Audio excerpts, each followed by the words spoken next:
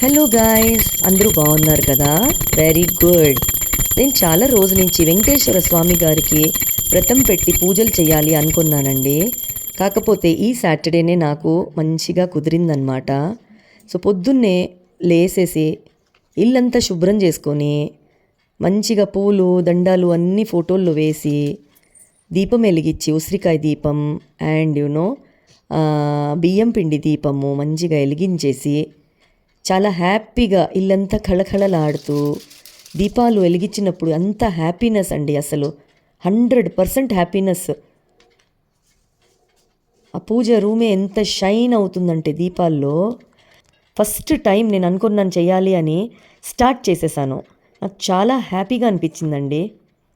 So నేను every Saturday ఇలాగ పూజలు చేయాలి వెంకటేశ్వర స్వామి గారికి అనుకున్నాను. నైవేద్యంలో వడ చేసేసి కేసరి కూడా చేశాను.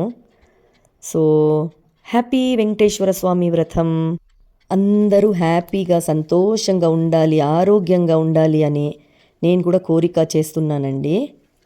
ఈ ప్రపంచంలో అందరూ మంచి మనసుతో ఆరోగ్యంగా ఉండాలని కోరుకుంటున్నాను.